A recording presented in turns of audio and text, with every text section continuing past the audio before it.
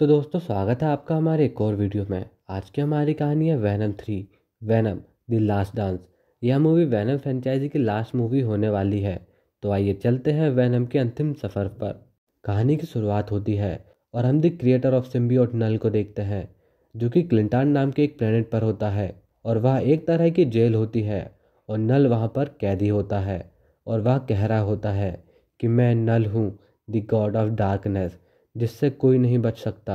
और काफी समय पहले रोशनी ने मेरे साम्राज्य को जला दिया और मेरे सिम्बियोट बच्चों ने मुझे धोखा दिया और मुझे कैद कर लिया, जिन्हें मैंने खुद बनाया था।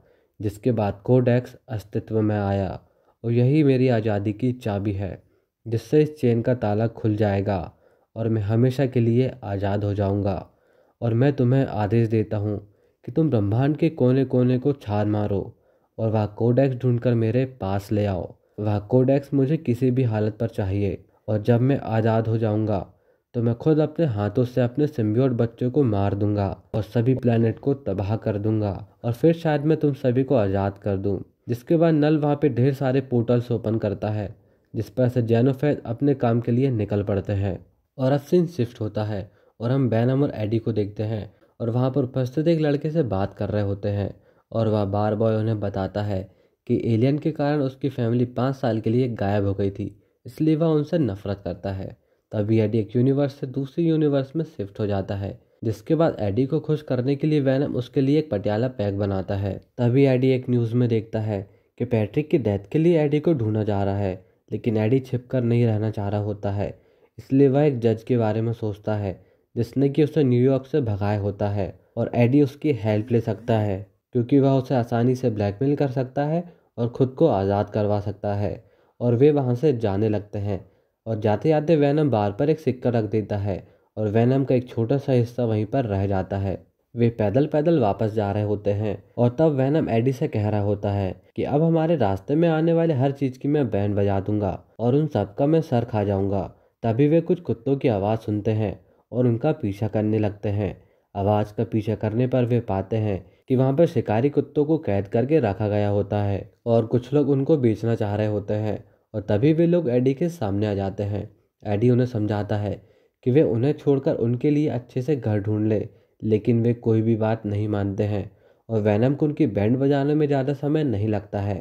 वे सभी की जम के पिटाई करते हैं और लाशों का ढेर बिछा देते हैं और वैनम सभी का सर खा जाता है और वे कुत्तों को छुड़ाने में कामयाब होते हैं और वे उन्हें आज़ाद कर देते हैं। तभी हम सब लोग देखते हैं कि नल के द्वारा भेजा गया जेनोफेज वहीं पर होता है और तभी हम देखते हैं कि जनरल रैक्स को एडी की लोकेशन मिल गई होती है और उसके सभी सोल्जर्स अब एडी को ढूंढ रहे होते हैं और वे उसे ढूंढते ढूंढते उस बार तक पहुंचते हैं और वे वैनम के उस छोटे से हिस्से को भी रख लेते हैं और साथ ही उस बार वाले को भी। अब सीन शिफ्ट होता है और हम एक न्यू कैरेक्टर डॉक्टर पेन को देखते हैं, जो कि अपने सपने में खोई होती है अपने भाई के साथ।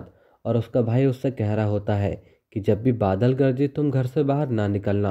और एक दिन वे साथ में होते हैं और बिजली गिरने के कारण उसके भाई की मौत हो जाती है और इसी कारण से उसका एक हाथ घायल हो जाता है। और आगे हमें एरिया 51 दिखाया जाता है, जहाँ पर एलियन पर रिसर्च चल रही होती है और वह एरिया जल्द ही बंद होने वाला होता है और यहाँ की पूरी सिक्योरिटी जनरल रैक्स के हाथों में होती है। और डॉक्टर पेन यहाँ पर सारी रिसर्च कर रही होती है और उन्होंने यहाँ वैनम जैसे कई सिम्बियोट को लैब पर रखा होता है और डॉक्टर पेन के साथ उसकी असिस्टेंट भी होती है, जो कि हर काम में उसकी हेल्प कराती है। और यहाँ हम देखते हैं कि पैट्रिक, जिसे कि हम सभी लोग मरा हुआ समझ रहे होते हैं, वह जिंदा होता है और एक सिम्बियोट उससे अपना होस्ट बना चुका होता है और उस पर रिसर्च जारी होती है। डॉक्टर पेन पैट्रिक से बात कर रही होती है और वह उसे आश्वासन दिलाती है कि वह सुरक्षित है।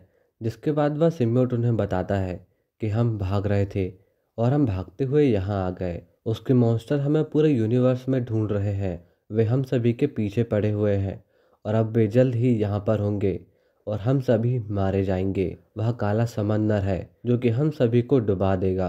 और इसके पहले कि वह उसका नाम लेता, वह डर जाता है। इस तरफ वैनम और एडी न्यूयॉर्क जा रहे होते हैं और वे एक प्लेन पर मौजूद होते हैं और तभी कोडेक विजिबल हो जाता है और वह जेनोफेज को नजर आने लगता है और वह तुरंत उनके सामने आ जाती है। लेकिन वैनम उस शिकारी को प्लेन से गिरा देता है और उसके टुकड़े टुकड़े हो जाते हैं और वह मारी जाती है। और वैनम और एडी अपनी मंजिल की ओर आगे बढ़ते हैं, जहाँ वैनम एडी को बता रहा होता है कि वह अजीब सा जानवर एक सिम्बियोट शिकारी है जिसका नाम जेनोफेज है, और अगर उसने हमें ढूंढ लिया तो वह बाकी सभी शिकारियों को यहाँ बुला लेगी और उसके बाद खेल खत्म।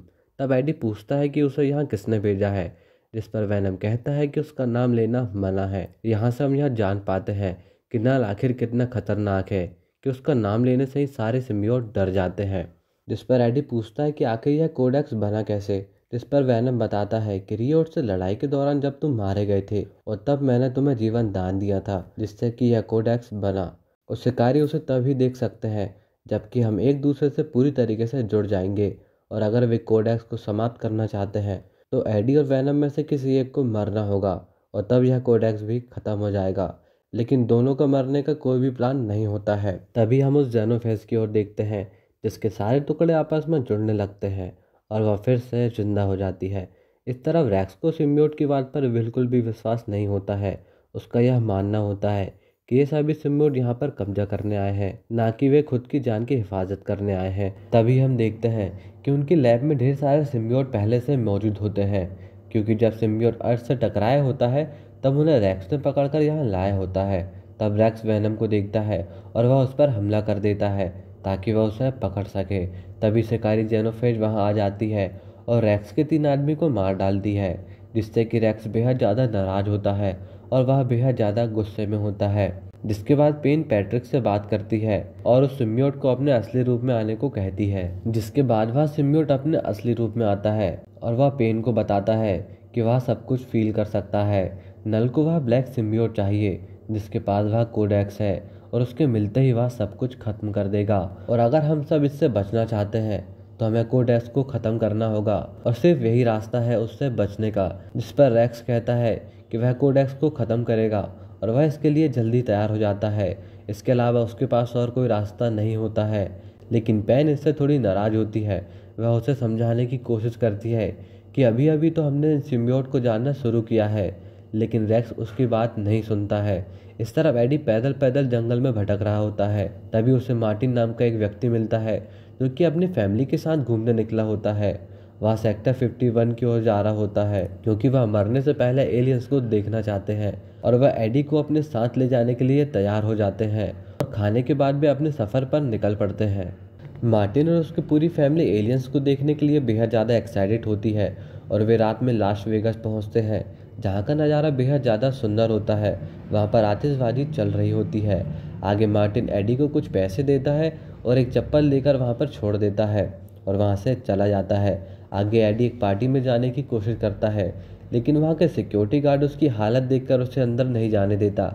वह उसे बाहर ही रोक लेता है। तब वह बाहर एक सुसु कर रहे गार्ड से मिलता है और वह उसके कपड़े चुराकर बार के अंदर चला जाता है।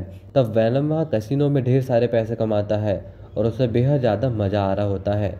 और तभी मिस चैन वहाँ पर पहुँचती है, जिसे मिलकर एडी बेहद ज़्यादा खुश होता है। इस ओर रैक्स को एडी का पता चल गया होता है और रैक्स उसे मारने के लिए कोई मौका नहीं गंवाना चाह रहा होता है। तभी वह एक अननोन पर्सन को कॉल करता है और वह खुद को इस अटैक का इंचार्ज बना लेता है, लेकिन हमें उस आदमी के बारे में कुछ भी नहीं बताया जाता है और वह जेनोफेज कोडेक्स की तलाश में उसी शहर पर भटक रही होती है। मिस चैन इस रात को यादगार बनाने की कोशिश कर रही होती है, इसलिए वह एडी को अपने साथ डांस के लिए बुलाती है, लेकिन एडी इससे मना कर देता है। लेकिन वैनम इस रात को खराब नहीं करना चाह रहा होता है और वह तुरंत अपने असली रूप पर आता है और वह मिस चैन के साथ डांस करने लगता है। लेकिन एडी और वैनम के जुड़ते ही कोडेक्स फिर से विजिबल हो जाता है और जेनोफेज को उनकी लोकेशन मिल जाती है और वह तुरंत वहां पर पहुंचती है और तुरंत वैनम एडी के अंदर चला जाता है और वह कोडेक्स फिर से गायब हो जाता है, जिससे कि वे जेनोफेज से फिर से बच जाते हैं। लेकिन उसी समय रैक्स और उसकी टीम वहां पर पहुंच जाती है और वह एडी और वैनम को अलग कर देती है और दोनों को पकड़ लेती है और वह दोनों को अपने साथ सेक्टर 51 ले जाते हैं। लेकिन जेनोफेज भी उनके पीछे पीछे पहुंच जाती है और मार्टिन और उनकी फैमिली एलियन की तलाश में वहीं पर होती है और वे सेक्टर 51 के अंदर चले जाते हैं और एक ऊंची जगह पर एलियन का इंतजार करने लगते हैं। इस ओर वैनम को भी और बाकी सिम्बियोट के साथ रख दिया जाता है, लेकिन वैनम एडी के लिए तड़प रहा होता है, जिससे कि हम साफ फील कर सकते हैं। और यह बात पेन और उसकी साथी असिस्टेंट को काफी बुरी लग रही होती है। इस ओर एडी को पैट्रिक के सामने वाले की पर रखा गया होता है। तब वह ग्रीन सिम्बियोट सामने आता है और वह एडी से कहता है कि उन्हें कोडेक्स को नल से हर हालत में बचाना होगा और हमारी सिम्बियोट आर्मी यहीं पर मौजूद है, इसलिए तुम जाओ और उन्हें आज़ाद कर दो ताकि वे हमारी हेल्प कर सके। तभी डॉक्टर पेन और उसकी असिस्टेंट साथी एडी के पास पहुंचती है और उसी समय रैक्स और उसके बाकी सभी लोग वहां पहुंच जाते हैं। और तभी रैक्स डॉक्टर पेन से कहता है कि अब यह जगह उसके कंट्रोल पर है और वह उसे वहां से बाहर करने लगता है। और वह तभी एडी को बाहर निकालता है और वह उस पर गोली चला देता है। और तभी हम देखते हैं कि वेनम उस असिस्टेंट पर होता है और इसका अंदाज़ा उसको पहले ही होता है, इसलिए उसने पहले ही वेनम को अपने साथ ले आया होता है। और एक बार फिर से वेनम एडी को बचा लेता है, लेकिन जेनोफेज वहीं पर मौजूद होती है और कोडेक्स के विजिबल होते ही वह वहां पर पहुंच जाती है और वेनम के पीछे लग जाती है। जिसके बाद वे सभी लोग सिम्बियोट आर्मी को आज़ाद कर देते हैं और वे सभी मिलकर उस शिकारी को रोकने लगते हैं। लेकिन वह जेनोफेज बेहद ज़्यादा ताकतवर होती है, वह किसी के रोके नहीं रुक रही होती है और एक के बाद एक सिम्बियोट को खत्म कर रही होती है। वेनम वहां से भाग रहा होता है, लेकिन सभी मिलकर भी जेनोफेज का सामना नहीं कर पा रहे होते हैं। तब रैक्स उस पर हमला करता है, जिस पर जेनोफेज के कई टुकड़े हो जाते हैं और साथ ही एक सिम्बियोट भी मारा जाता है। जिसके बाद वहां मौजूद एक सिम्बियोट रैक्स से कहता है कि हम तुम्हारे दुश्मन नहीं हैं, बल्कि वह हमारी दुश्मन है। तभी जेनोफेज के टुकड़े आपस में जुड़ जाते हैं और वह फिर से जिंदा हो जाती है और रैक्स उस जानवर को देखकर हैरान हो जाता है कि आखिर अब इसे कैसे खत्म किया जाएगा। तभी वह नल को संदेश भेजती है और वहां पर ढेर सारे पोर्टल ओपन हो जाते हैं, जिसमें कुछ और जेनोफेज वहां पहुंचती है। सिम्बियोट की फौज उन पर हमला करती है, लेकिन वे शिकारी उन पर भारी पड़ रहे होते हैं और वह एक के बाद एक सिम्बियोट को खत्म करते जा रहे होते हैं। तभी वेनम एक बड़ा हमला करता है और सभी का ध्यान अपनी ओर आकर्षित करता है। इस बीच रैक्स भी घायल होकर अधमरा हो जाता है। इधर एडी भी घायल होता है और अब एडी और वेनम के पास कोई ऑप्शन नहीं बचा होता है, क्योंकि अब एक के बाद एक शिकारी वहां आते रहेंगे और वे उनसे कभी नहीं बच पाएंगे। जिसके बाद लास्ट टाइम वेनम और एडी एक साथ होते हैं और वेनम तीनों जेनोफेज को होस्ट बना लेता है और वह एडी को दूर कर देता है और वह एडी से प्रॉमिस करता है कि वह वेनम को कभी नहीं भूलेगा। और वेनम अपना सेक्रीफाइस करता है और एडी से अंतिम समय गुड बाय करता है। रैक्स उस पूरी जगह को तबाह कर देता है और वह खुद भी मारा जाता है। इधर डॉक्टर पेन खुद को बचाने के लिए अपने पास एक सिम्बियोट का यूज करती है और साथ ही अपनी असिस्टेंट को भी वह बचा पाती है और इसके साथ ही उसका हाथ अब ठीक हो जाता है और इसके साथ ही नल के आज़ाद होने का सपना अब सपना ही रह जाता है। एडी जिंदा होता है, लेकिन वेनम को वह अभी भी याद कर रहा होता है और एडी के सारे क्राइम रिकॉर्ड मिटा दिए जाते हैं और अब वह आज़ाद होता है और वेनम की खट्टी मीठी यादें उसके साथ होती है और यह मूवी यहीं पर समाप्त होती है।